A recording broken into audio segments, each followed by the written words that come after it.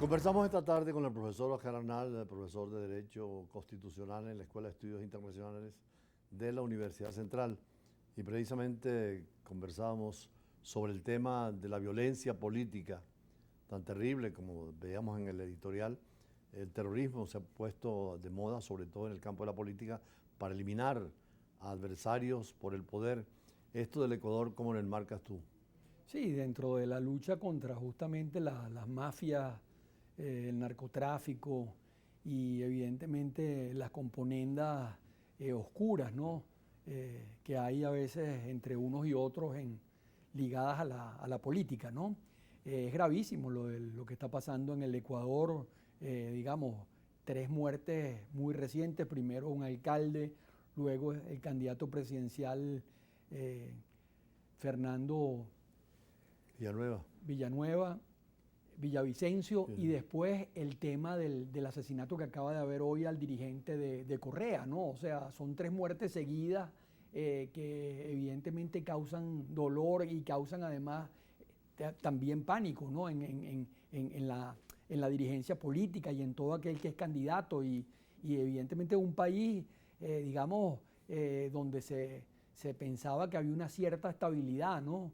Y ha sido tomado por la mafia, ¿no? Ahora, la política es el arte de componer las cosas, de manejar la ciudad, de llegar a acuerdos y negociaciones.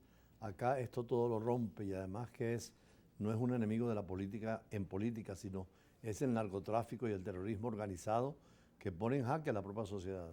Claro, y digamos, y Fernando Villavicencio fue muy crítico, o sea, muy cuestionador de todo ese establishment, o sea, de todo ese grupo, digamos, de mafias que han tomado de alguna manera, digamos, en los últimos años el Ecuador.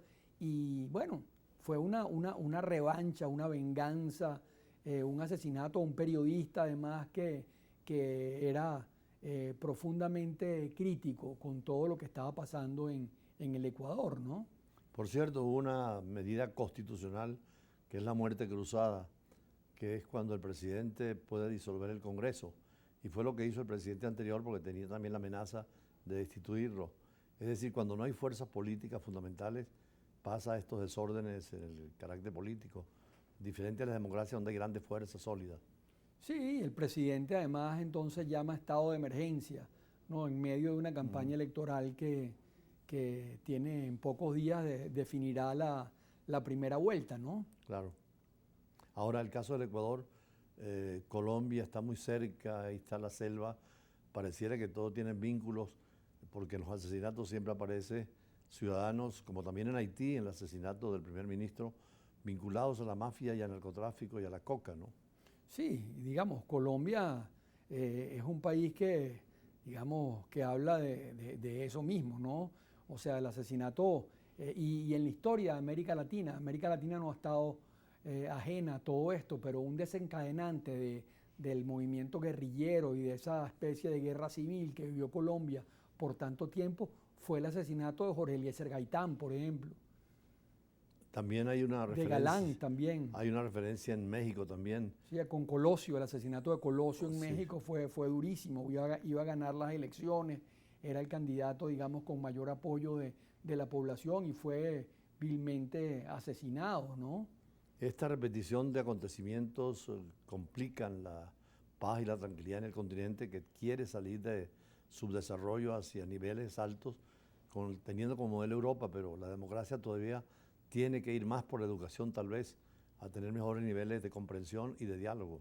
Sí, sin duda, el tema de la educación y de la formación, sobre todo en principios y en valores, es fundamental para que evidentemente se rechace todo lo que son violaciones a la vida humana, que es sagrada, a los derechos humanos, al tema de la estabilidad del derecho y de la democracia, ¿no? Leía en estos días la tragedia de Julio César, de Shakespeare y también Hamlet. Y allí naturalmente a Julio César lo eliminan por el problema del poder, sobre todo Bruto y los senadores que Sí. conspiraron. Y en el caso de Hamlet es un crimen también por la ambición frente al poder. Pero allí es netamente político, esos regicidios. En cambio, en estas situaciones que están presentando, ya escapan a la lucha misma interna del poder y es el control territorial de las mafias, que eso es mucho más grave, ¿no? Sí, porque no solamente está vinculado a la ambición política, sino además la ambición del dinero, ¿no?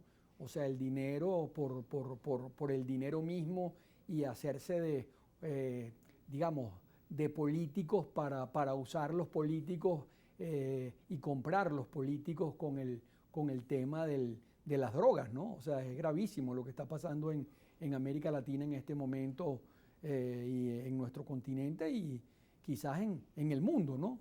Sobre todo en el tercer mundo hay todas estas situaciones. En África se ven con frecuencia esos intentos de magnicidio o golpes de Estado donde también detrás están grupos, por ejemplo, como el ISIS, que ya no es por el afán de dinero, sino en la visión esa conservadora y primitiva del Islam.